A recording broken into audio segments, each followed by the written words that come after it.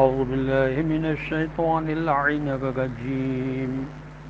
بسم الله الرحمن الرحيم وإن يكن لهم الحق يأتوا إليه مذعنين اللهم صل على محمد وآل محمد وعجل فرجهم السلام علیکم ورحمۃ اللہ وبرکاتہ۔ اللہ تبارک و تعالیٰ کا شکر ہے کہ میں نے سورہ نور جو قرآن مجید کا 24 نمبر کا سورہ ہے، اس کی آیت نمبر 49 کی تلاوت کا شرف حاصل کیا، جس کا ترجمہ یہ ہے کہ لیکن اگر حق ان کی موافقت میں ہوتا ہے تو وہ رسول صلی اللہ علیہ وسلم کے پاس سر جھکائے اطاعت گزار بنے ہوئے چلے آتے ہیں۔ جو لوگ صرف اپنے مفاد کی خاطر اسلامی شریعت کا سہارا لیتے ہیں وہ در حقیقت شریعت کی اطاعت نہیں کرتے بلکہ اپنے مفاد کی پیروی کرتے ہیں، یعنی وہ مفاد پرست ہوتے ہیں۔ یعنی جب ان کا حق کسی اور کے ذمے نکلتا ہے اور یہ خود مظلوم ہوتے ہیں تو رونے گڑ گڑانے لگتے ہیں اور رسول کی خدمت میں آ جاتے ہیں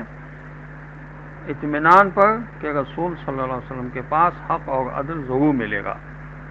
مگر جب خود کسی کا حق مارتے ہیں تو رسول صلی اللہ علیہ وسلم کے پاس بلانے پر بھی نہیں آتے۔ یہ تفسیر ماجدی میں لکھا ہے اور تفسیر تفہیم القرآن میں لکھا ہے کہ محققین نے اس آیت سے نتیجہ نکالا کہ جو شخص شریعت کے ان احکام کو تو لپک کر قبول کر لے جو اس کے مفاد میں ہوتے ہیں اور ان قوانین کو نہ مانے جو اس کی خواہشات کے خلاف ہوں تو اس کا ایمان کا دعویٰ جھوٹا ہے۔ وہ خدا و رسول صلی اللہ علیہ وسلم پر ایمان نہیں رکھتا، اس کا خدا اس کی خواہشات ہیں۔ اب طالب علم اور نبوت کے سلسلے میں رسول اکرم صلی اللہ علیہ وسلم کی حدیث ہے کہ جس شخص کی موت اس حالت میں آئے کہ وہ علم طلب کر رہا ہو تاکہ وہ اس کے ذریعے اسلام کو زندہ رکھے تو ایسے شخص پر انبیاء علیہ السلام کو صرف ایک درجے کی فضیلت حاصل ہوگی۔ اور مزید فرمایا کہ جو شخص احیاء اسلام کے لیے علم کا ایک باب طلب کرتا ہے تو بہشت میں اس کے اور انبیاء صرف ایک درجے کا فرق ہوگا۔ مزید فرمایا کہ جس شخص کو اس حالت میں موت آئے کہ وہ علم حاصل کر رہا ہو تو وہ اللہ سے اس حالت میں ملاقات کرے گا کہ اس کے اور انبیاء علیہ السلام کے درمیان صرف نبوت کے درجے کا فرق ہوگا۔ مزید فرمایا کہ جو علم حاصل کر رہا ہو اور اس حالت میں اس کی موت واقع ہو جائے تو اس کے اور انبیاء علیہ السلام کے درمیان صرف ایک درجے کا فرق ہوگا۔ ہم لوگ خطا کار ہیں، وَإِن كُنَّا لَنَا خَاطِئِينَ، یہ قرآن نے کہا ہے۔ اور حضرت موسیٰ علیہ السلام کے شکر کے بارے میں قرآن نے کہا کہ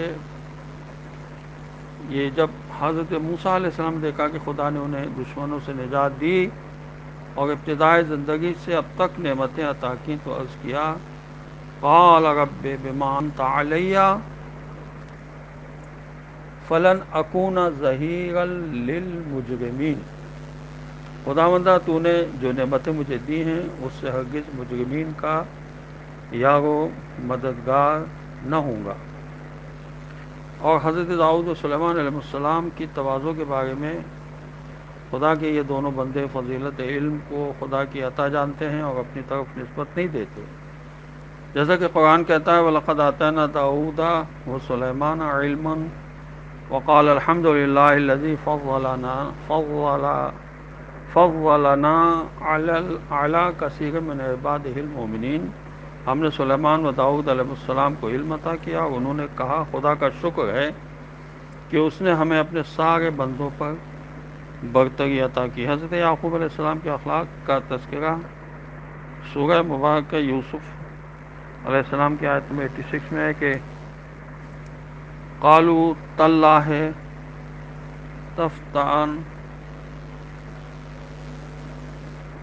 تذکر یوسف حتی تکون حرضا او تکون من الہالکین قال انما اشکو بثی وحزنی الی اللہ واعلم من اللہ ما لا تعلمون۔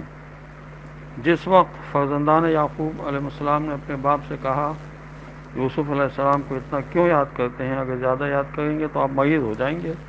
تو آپ نے جواب میں فرمایا میں تم لوگوں سے شکایت نہیں کر رہا ہوں، بلکہ میں اپنے ہم و غم کو اپنے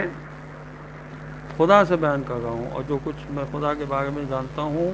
وہ تم نہیں جانتے۔ یہ انبیاء کا کردار ہے کہ وہ اپنے خدا کو ہر حال میں یاد کرتے تھے اور اس کی یاد سے کبھی غافل نہیں ہوتے تھے، اور ہر کام خدا کے لیے انجام دیتے تھے۔